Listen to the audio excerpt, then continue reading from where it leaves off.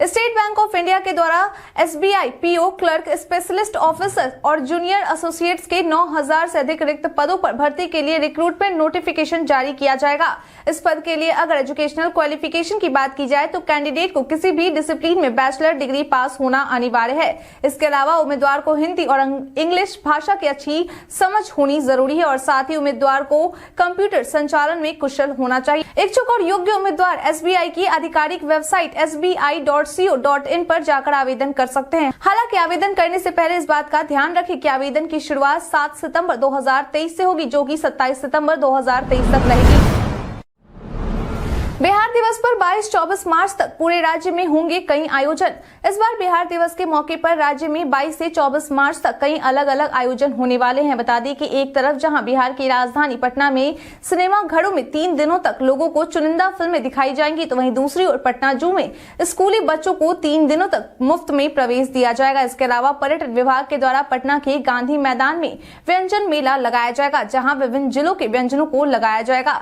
इसके साथ ही पर्यावरण, वन एवं जलवायु परिवर्तन विभाग के द्वारा स्कूली बच्चों को राज्य के कई पर्यटन स्थलों पर भ्रमण करवाया जाएगा, जिसमें वाल्मीकि नगर स्थित व्याघ्र अभयारण्य, कैमूर का करकटगढ़, राजगीर स्थित घोड़ा कटोरा जू सफारी समेत कई पर्यटन स्थल शामिल हैं। बता दें कि बिहार दिवस के मौके पर पटना के मंगल तालाब, बोधगया, राजगीर और वैशाली में लेजर शो का भी आयोजन किया जाएगा। आपकी जानकारी के लिए बता दें कि इस बार बिहार दिवस का थीम निश्चय पार्ट 2 युवा शक्ति बिहार की प्रगति रखा गया है। बिहार पुलिस की बाइक रैली की हुई शुरुआत। बिहार पुलिस दिवस के मौके पर बीते दिन सरदार पटेल भवन परिसर से बिहार पुलिस की बाइक रैली यानी कि जन सहभागिता मोटरसाइकिल रैली की शुरुआत हो गई है, जो कि 7 दिनों तक चलने वाली है। बता दें कि इस बाइक रैली को DGP RS भट्टी के द्वारा हरी झंडी दिखाकर रवाना किया गया। इस मौके पर सरदार पटेल भवन परिसर में DG पुलिस निगम विनय कुमार, ADG पुलिस मुख्यालय जितेंद्र सिंह गंगवार समेत तमाम पुलिस अधिकारी मौजूद रहे। बता दें कि पुलिस की यह बाइक रैली राज्य के लगभग 46,000 गाँव तथा वार्डो में पहुंचेगी और लोगों की समस्याओं को सुनेंगी।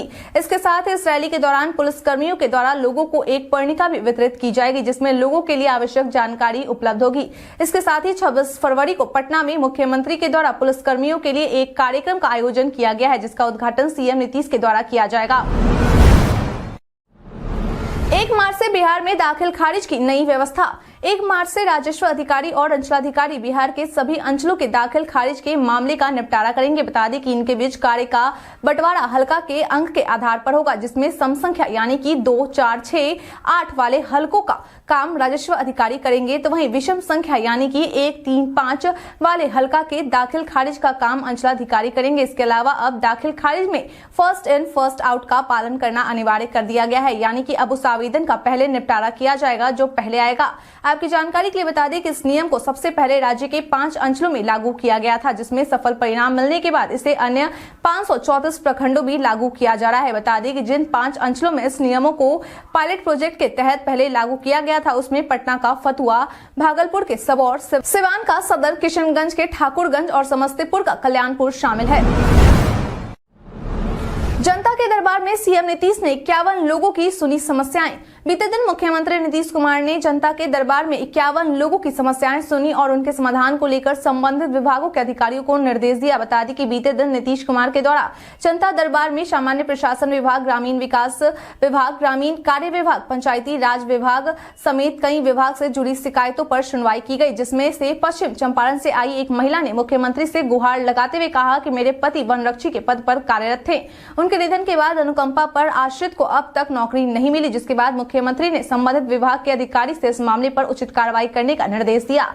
वहीं दूसरे फरियादी ने अपने गांव में पुल निर्माण को लेकर मुख्यमंत्री से शिकायत की और कहा कि अब तक अधूरे पड़े कार्य को पूरा नहीं किया गया है, इसे जल्द पूरा करवा दिया जाए, जिस पर मुख्यमंत्री ने अधिकारी को निर्देश देकर इस काम को जल्द से जल्द पूरा कराने का निर्देश दिया।